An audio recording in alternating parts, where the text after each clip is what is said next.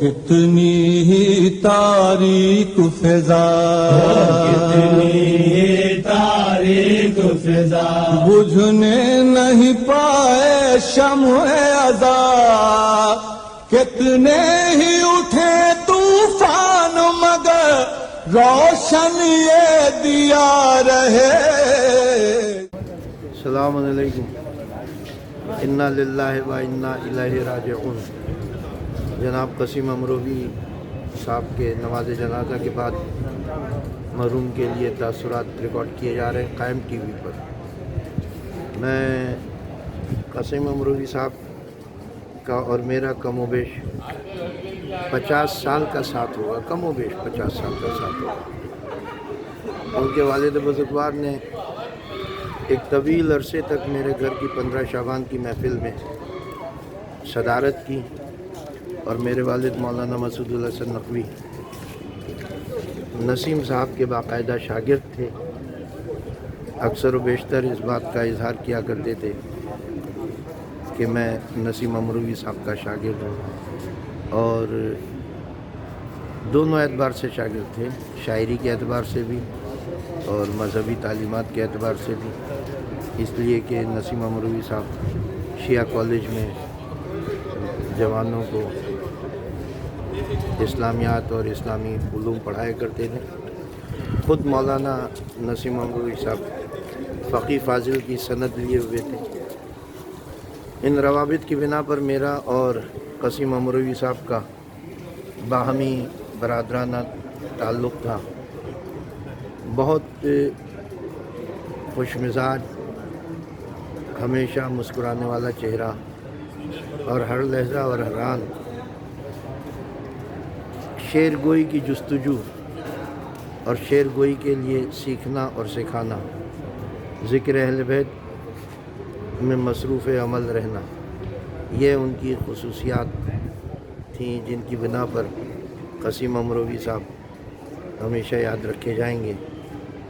بے پناہ ان کی خدمات ہیں مرثیے کے حوالے سے، مرثیے کی مجالس کے حوالے سے، مرثیوں کی مجالس کے عشر قائم کرنے کے حوالے سے، ائمہ 14 معصومین علیہم السلام کی ولادت و شہادت پر مجالس اور محافل کے انعقاد کے حوالے سے، اور میرا ان کا خصوصی تعلق جو تھا وہ اس اعتبار سے بھی تھا کہ وہ مجھ سے مرثیوں کے عنوانات پر اکثر و بیشتر گفتگو کیا کرتے تھے، میں ان سے مستفید ہوا کرتا تھا، اور وہ میری رائے اور مشورے کو اہمیت دیا کرتے تھے۔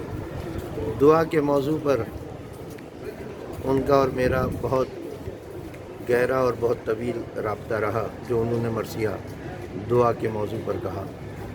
میں نے اس میں ان کی خدمت میں گزارش کی کہ آپ دعائے ثغور جو امام زین العابدین علیہ السلام کی مدینے کے مدافعین مجاہدین کے لیے امام علیہ السلام نے دعا ارشاد فرمائی ہے، وہ دعا صحیفہ کاملہ میں ہے، اور اس پر میری ان کی گفتگو ہوئی، مشاورت ہوئی، انہوں نے اس کو قبول کیا۔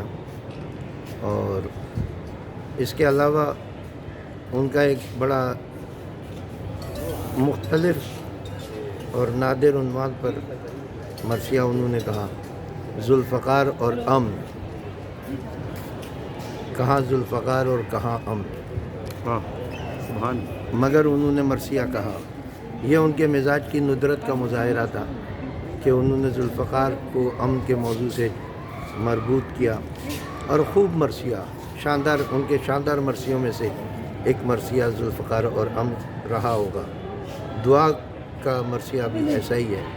دعا کے مرثیے کا ایک مصرع میرے ذہن پر چسپاں ہو گیا ہے، سب سے کامیاب دعا یا علی مدد۔ اس میں کوئی شک نہیں کہ یہ ایک لازوال اور زندہ جاوید مصرع ہے۔ وہ مرثیہ بھی ان کا بہت اہم مرثیہ ہے۔ ذوالفقار اور امن کے موضوع پر بھی میری ان کی بڑی مشاورت رہی، اور کئی موقعوں پر انہوں نے میری گزارشات کو سراہا اور قبول کیا۔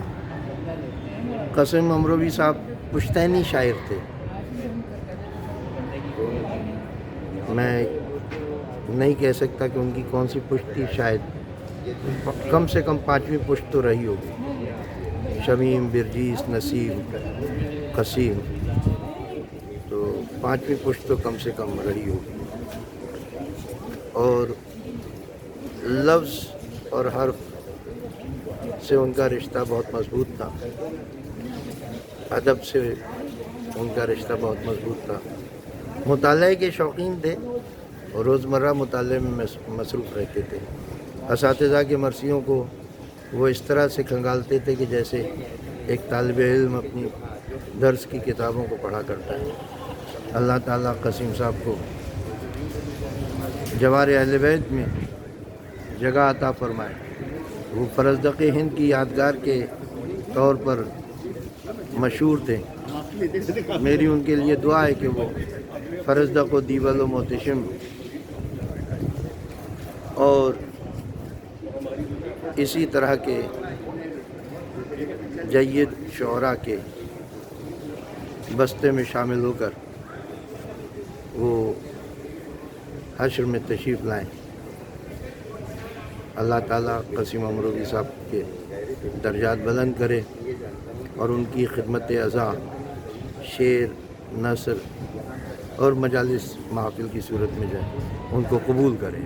یہ ایک عظیم خلا اور نقصان ہے جو مشکل سے پورا ہوگا، بلکہ شاید پورا نہ ہو.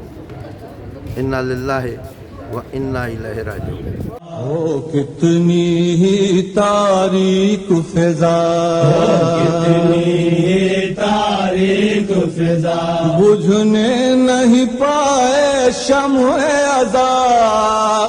کتنے ہی اٹھے طوفان مگر روشن یہ دیا رہے.